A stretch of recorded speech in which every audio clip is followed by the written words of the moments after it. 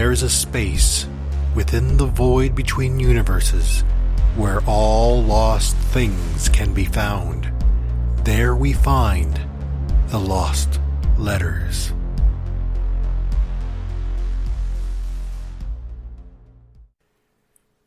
Dear Kristi, I think on the other side you probably have better things to do than to check what people are saying on Facebook about you, or to you. I guess this is my way of coping. I miss you. You meant so much to Kathy and me. You introduced us, after all. You listened to me whine and complain about little things and even gave me advice on how to be better. Thank you for that. Thank you for letting me distract you by just walking into your office. You were such a good friend to me. I never had death come this close to me. I don't really know how to deal with you going so early. I guess the good part is you now know what the other side is like. Put in a good word for us there, okay? I was really looking forward to seeing you in a few weeks. I should have called more. I'm glad you aren't suffering anymore, though. What's the coffee and the beer like there? Please tell me there's beer in heaven. God, I miss you. You're so much more than a friend to us. You're a sister. I'll see you soon. Hopefully not too soon. Well, whenever that is. Let's have a beer. Or a coffee. You are so missed. There's so many times that I wish I could just talk to you and listen to your wisdom. We were all lucky to have you in our lives. Hey. Thank you so much for all that you've done for me. I was particularly missing you today. We have some fantastic news. Kathy's pregnant. Oh, thank you so much for encouraging both of us. You are the reason that we are a family. Maybe if it's a girl, we should have the middle name Kristi? Hey. It's me again. Things didn't work out with the pregnancies. I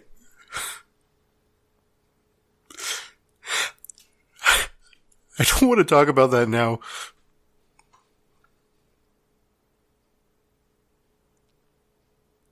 Hey.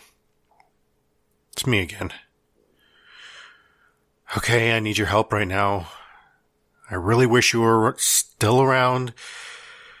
You gave me the best advice, and you were honest with me. Whether I wanted you to be or not. So, I have this job prospect in Colorado that it's very interested in me. I'm not sure if I just want to pick up and leave or try to see this whole mess through here without the firm knowledge that I'll even have a job in July. I know it's way too early to tell if I have even got the job or not, but this is a problem that's really consuming me at the moment. What do you think? Hey.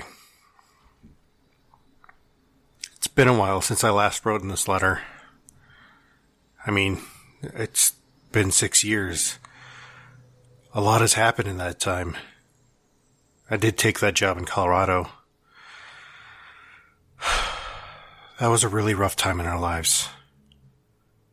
We didn't deal well with the pregnancy losses. Okay. I didn't deal well with the miscarriages.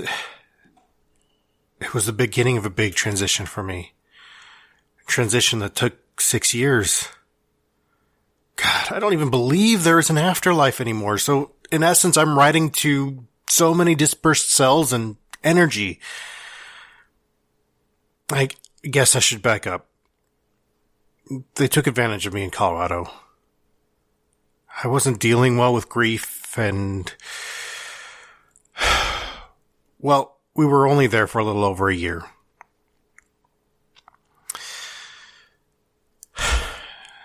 I was living in the church parish, which was on campus, and I never got to go home from work.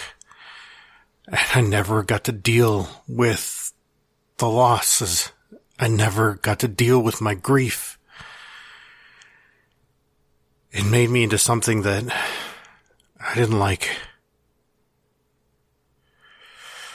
Through a conversation that I had with a feeling of, well, for lack of a better word, I took a job in Cleveland, your hometown, and we got pregnant again. We had a son. You would love him. The unfortunate thing is that shortly after he was born, I got fired. Again. This time for being honest about my mental health. The entire time I could hear you, that one time, telling me, you are attracted to damaged businesses. I changed my career. I'm much happier now, but it took me a long time to get here. I had some, extremely self-destructive coping mechanisms that made me not a great person. It's been close to 10 years since we lost you. Yet I still imagine you like you were before that. I know, and you did too. If you were alive, you'd be such a different person. I'm a different person. I wish you got to know me now. I feel so different than I did before. I was hiding so much of myself from people. I don't feel like I'm doing that anymore. Needless to say, I miss you. We miss you. Maybe there's an afterlife. Or maybe not. Regardless, I'll say, see you soon. Your friend, Miguel.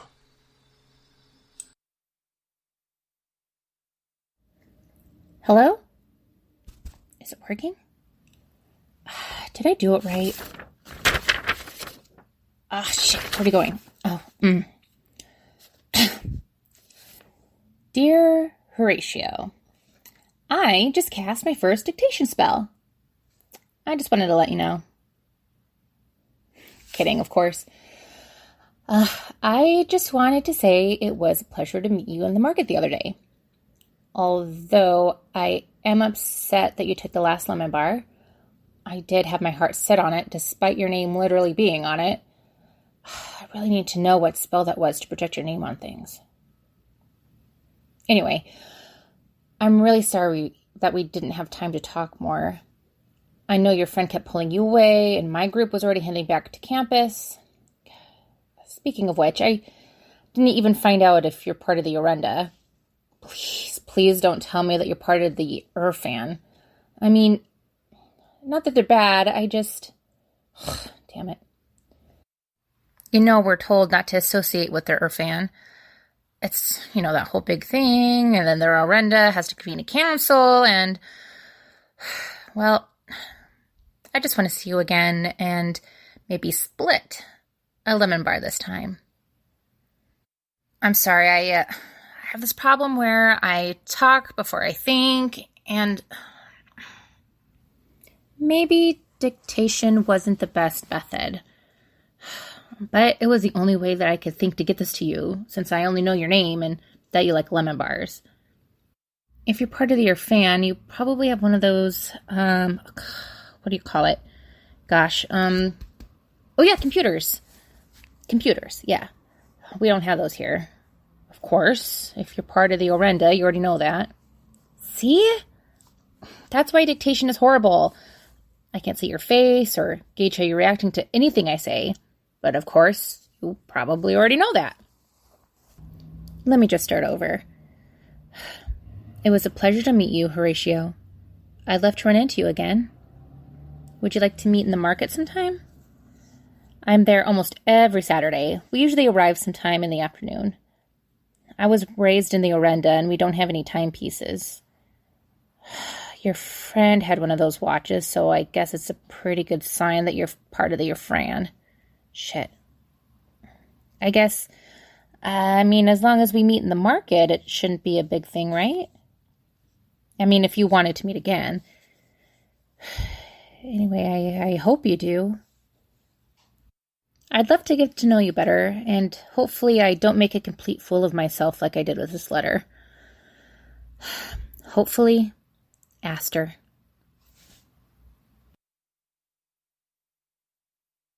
My dearest Isabel, I feel dreadful for what you must have experienced. But I saw you, eyes alight with expectation, when I pulled the box from my waistcoat pocket. Your delicate fingers clutched to your mouth in surprise when I began to sink to one knee. Then, as my knee touched down on God's good earth, I vanished. The gaslights of New York City faded before my eyes. I was summarily deposited here. As to where I am, I haven't the foggiest. I began to walk. I walked for a good long while.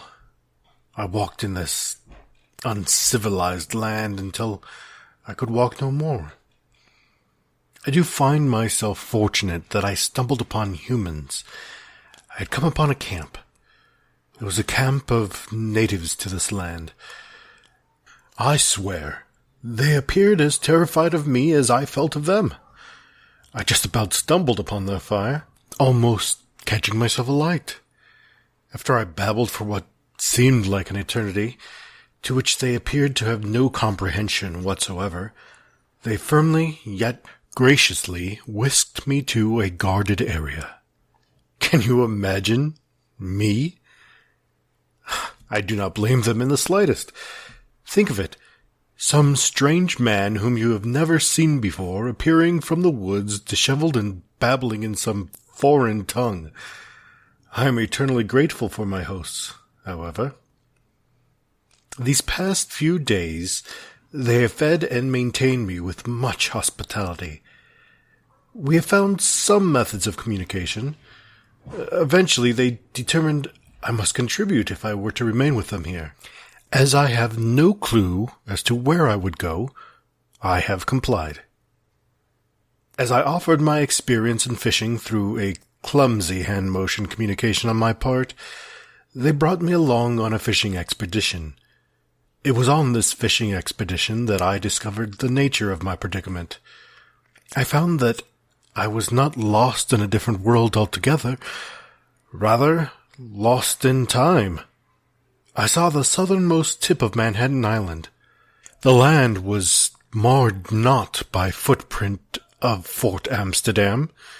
There was not a single sign of Dutch, English, nor American colonization. It was pristine, clear, and oh, so very wondrous. I was dumbstruck at how we have defiled such a place with decades upon decades of waste and plunder. My dear Isabel, I am not sure of how I may return to you one day. I know not how nor when, but it is my solemn duty to return to you. I want so much to share my journey with you. As for now, I am indebted to my hosts. The hospitality and care they have shown me can never be repaid. I shall write again soon, my dear. I pray that I may be able to deliver these letters in person one day. For now, I shall dream of your beauty, as I am reminded of it daily in the world around me. All of my love, Harold L. Baker. The Lost Letters, Episode 1. Dear Kristi, voiced by Miguel Covarrubias. Space and Time, Letter 1. Aster, voiced by Kathy Covarrubias. Uncivilized, Letter 1, voiced by Miguel Covarrubias. Thank you for listening to The Lost Letters. We hope you've enjoyed our presentation. If you enjoyed the show, please review and subscribe on your favorite podcast platform. If you would like to join the conversation, you may do so on Facebook, Instagram, at Patron Saints of Pop Culture, and on our website, www.patronsaintsofpopculture.org. You can also email us at patronsaintsofpopculture@gmail.com. Don't forget, communication is key.